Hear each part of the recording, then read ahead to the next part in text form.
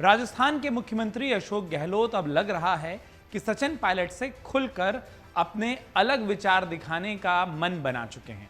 अब तो वो सचिन पायलट के उठाए मुद्दों पर पलटवार करते हुए सचिन पायलट को मानसिक रूप से दिवालिया तक कह दे रहे हैं।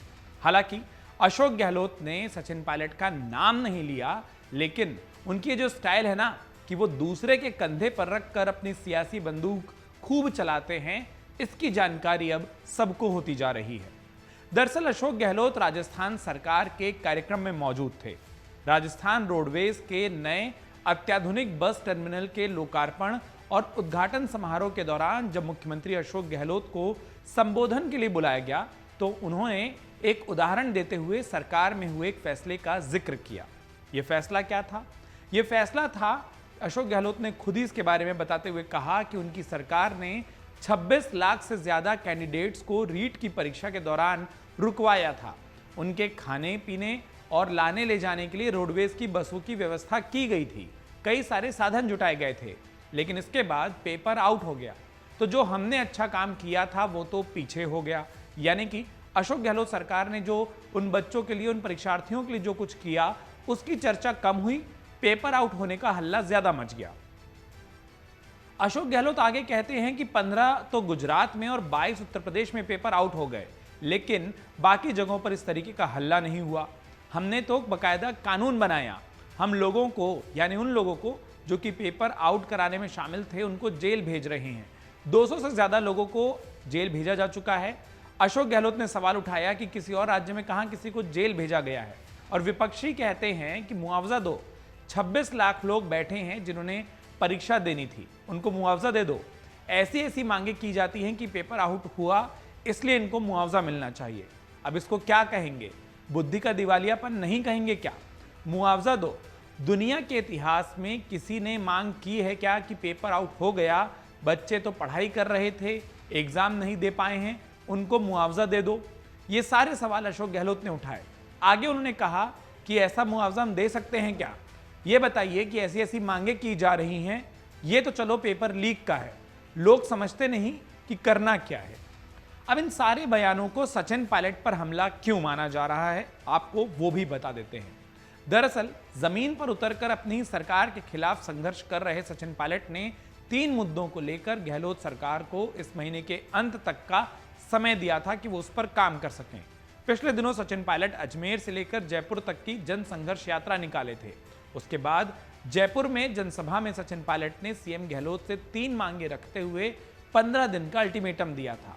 इस अल्टीमेटम की मियाद इसी महीने यानी कि मई के अंत में पूरी हो रही है। 31 मई तक गहलोत सरकार पर पायलट की मांगों पर एक्शन करने का दबाव है। साथ ही इस सभा में मौजूद पायलट और उनके खेमे के कांग्रेस विधायकों ने ऐलान कर दिया था कि अगर मांगे पूरी नहीं हुई तो वो प्रदेश भर के गांव-गांव में जाकर आंदोलन करेंगे। पायलट गुट के विधायकों ने यह भी साफ किया था कि अब वो सिर्फ बयान देने तक नहीं रुकेंगे। मुख्यमंत्री अशोक गहलोत पर जो दबाव था कि वो इन मांगों पर क्या एक्शन लेते हैं, लगता है कि अशोक गहलोत ने अपना मन बना लिया कि वो एक्शन तो नहीं लेंगे, लेकिन सचिन पायलट की इन मांगों को गलत जरूर साबित कर देंगे। सचिन पायलट की वो 3 मांग कौन सी थी, आपको वो भी बता देते हैं। उनकी पहली मांग थी राजस्थान लोक सेवा आयोग यानी आरपीएससी को भंग कर इसके पुनर्गठन को करने की।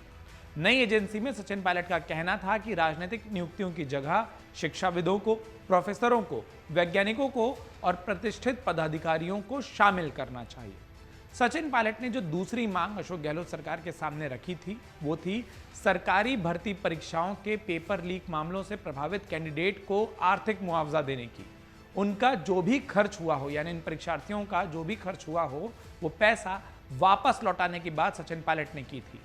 तीसरी मांग सचिन पायलट की जो सियासी मांग ज्यादा मानी जाती रही, वो बीजेपी की पिछली वसुंधरा राजे सरकार के खिलाफ लगाए कांग्रेस के भ्रष्टाचार और घोटाले के आरोपों की उच्च स्तरीय जांच करने की मांग थी और दोषियों पर कार्रवाई करने की मांग थी। उन्होंने कहा था कि वसुंधरा राजे के खिलाफ भ्रष्टाचार के सारे आरोपों की जांच हो। और ये जो दूसरी मांग थी ना लिस्ट में, मुख्यमंत्री अशोक गहलोत ने विपक्ष का नाम लेते हुए सचिन पायलट की इसी मांग पर अपना जवाब दिया।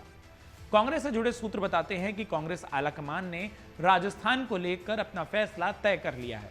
वो फैसला ये है कि सचिन पायलट को पहले मनाने की कोशिश होगी, लेकिन अगर वो नहीं मानते तो उन्हें पार्टी से बाहर का रास्ता भी दिखाया जा सकता है।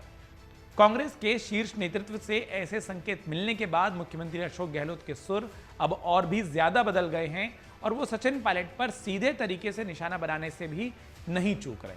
अब ये देखना दिलचस्प होगा कि सचिन पायलट इस मामले में क्या करते हैं, वो किस तरीके का जवाब देते हैं, या फिर वो इस महीने के खत्म होने का इंतजार करते हैं ताकि वो ये कह सकें कि उन्होंने सरकार को जो वक्त दिया था, जो अल्टीमेटम उनकी ओर से दिया गया था, उस पूरे अल्टीमेटम के दौरान वो शांत रहे, सरकार को काम करने का वक्त दिया, लेकिन सरकार ने अगर कोई काम नहीं करती है तो वो ये कह सके कि कोई भी काम नहीं किया, और शायद इसके बाद ही सचिन पायलट अपनी आगे की रणनीति पर काम करेंगे। लेकिन सबसे बड़ा सवाल ये कि क्या इस बीच कांग्रेस का आलाकमान उन्हें मना लेगा या फिर सचिन पायलट की राहें कांग्रेस से अलग हो जाएंगी, ये तो वक्त के साथ ही साफ हो पाएगा। मन से उजाला कर चले, मन से उजाला